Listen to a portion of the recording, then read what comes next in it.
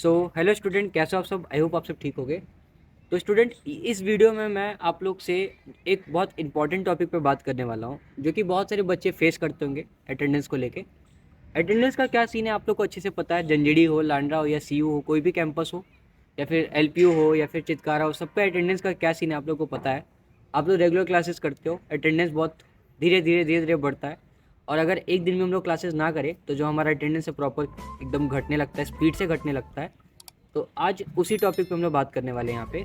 बहुत से बच्चों का ऐसे कमेंट आ रहा था कि भैया पेपर हम लोग दे पाएंगे कि नहीं, और मतलब क्या सीन है पेपर का, क्या एमएसटी नहीं देंगे तो पेपर देने दिया जाएगा कि नहीं। जो मैं एमएसटी वाली वीडियो बनाया था उस पर कमेंट आया था कुछ दिन पहले, तो मैंने बच्चों को बताया था उसके बारे में। तो मुझे लगा एक पर्टिकुलर अटेंडेंस को लेकर वीडियो बनाते हैं।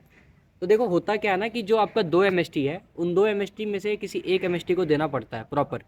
और अगर आप दोनों में से कोई एक भी छोड़ते हो तो फिर या फिर आप दोनों में से दोनों छोड़ देते हो तो फिर आपका जो फाइनल का इंटरनल मार्क्स होता है वो नहीं लगता है, ये आप लोगों को पता होगा।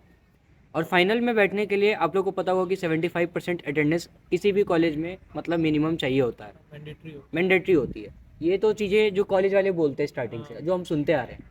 लेकिन अभी जैसे मेरा लास्ट ईयर है और जो मैं चीज़ें स्टार्टिंग से देख रहा हूँ, कई ऐसे बच्चे होते हैं हर एक क्लास में होते हैं जो कि लास्ट लास्ट में क्लासेस आते हैं और स्टार्टिंग में नहीं आते हैं, जिनकी अटेंडेंस 60% से नीचे होती है। मेरे क्लास में कई ऐसे बच्चे थे जो कि 30% से नीचे थे, फिर भी वो फाइनल दिए थे। ऐसा नहीं कि वो फाइनल नहीं दिए थे। तो बच्चे टेंशन जो लेते हैं ना, मैं आज उसी को लेके वीडियो प्रॉपर अच्छे से बता रहा हूँ, डिटेल। इसको आप ध्यान से सुनना। होता क्या है ना कि जब मैं फर्स्ट सेमेस्टर में था तो फर्स्ट सेमेस्टर में हमें कहा गया था कि अगर आपको एमएसटी देना है तो 65% अटेंडेंस चाहिए। लेकिन जब अभी मैं थर्ड सेमेस्टर में हूँ तो अभी 60% पे भी बच्चे अटेंडेंस, जिनकी 60% भी अटेंडेंस थी, वो एमएसटी दी है। और आपको पता होगा कि एमएसटी एक का मार्क्स तो लगता ही लगता है, जब दोनों नहीं देते वो स्पेशल देते हैं। तो उन बच्चों का, जो बच्चों का अटेंडेंस कम होता है, वो एमएसटी नहीं दे पाते। पहले तो उनका एमएसटी गया।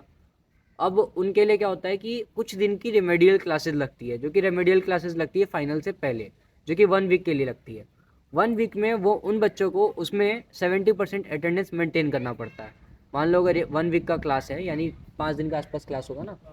5 दिन के क्लासेस में मान लो अगर आप लोग 4 दिन जाते हो या फिर 4 दिन से 3 दिन जाते हो, तो आप लोग फाइनल में बैठ पाते हो। ऐसी सीन हमारे साथ हुई थी रेमेडियल क्लासेस में।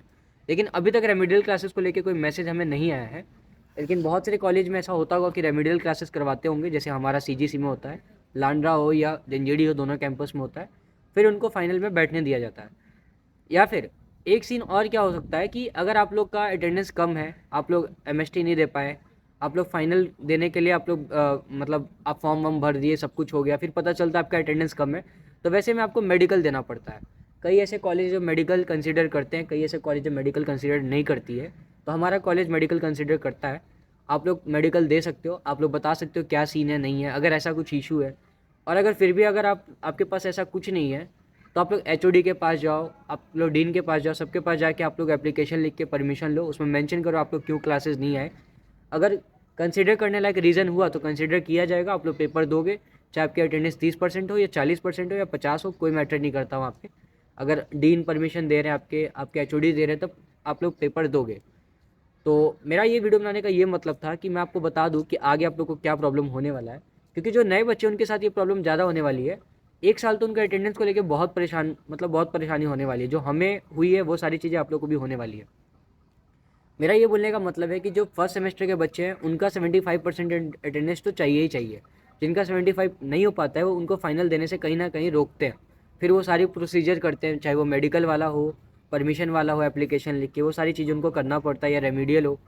तो इसको लेके ज़्यादा टेंशन नहीं लेना। ये फर्स्ट सेमेस्टर सेकंड सेमेस्टर में काफ़ी ज़्यादा होता है। सेकंड ईयर आते आते कहीं ना कहीं थोड़ा रिलीफ मिलता है। वो 65% एमएसटी का जो बाउंड्री होता है 60% पे आ जाता है। और थर्ड और फोर्थ ईयर तो पता ही आपको, फोर्थ ईयर में कहीं ना कहीं बच्चे इंटर्नशिप पे निकल जाते हैं, एनओसी ले लेते हैं, तो उतनी इशू नहीं होती है। तो अटेंडेंस मेंटेन आपको क्या करना है, फाइनल के लिए 75% जो कहा जाता है उसको कम किया जाता है। ये लोग लास्ट लास्ट में क्या करते हैं, 70% वाले बच्चों को भी पेपर देने देते हैं।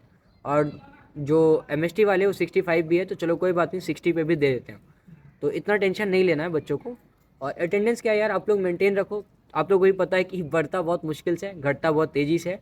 आप लोग 5 दिन क्लास जाओगे 2% बढ़ेगा, आप लोग एक दिन क्लास नहीं जाओ 2% घट जाएगा। तो ये चीज़ें हम भी फेस कर रहे हैं, आप भी कर रहे हैं, सारे प्राइवेट कॉलेज का ऐसे ही है। तो अगर स्कॉलरशिप है तो फिर हाँ, और एक और इम्पॉर्टेंट बात, सही बात था ये भी, मेरे को लगा इसको मेंशन कर दूँ लेकिन कोई नहीं। अगर आपका अटेंडेंस कम है तो आप लोग को नेक्स्ट सेमेस्टर में स्कॉलरशिप नहीं मिलेगा, क्योंकि कहीं ना कहीं स्कॉलरशिप लेने जब जाते हो तो आपको देखा जाता है कि आपका बैक आया है कि नहीं और आपका अटेंडेंस कितना है। क्योंकि अटेंडेंस आपकी पूरी नहीं होती है, मतलब 75% से ऊपर नहीं हुई तो स्कॉलरशिप नहीं मिलता है।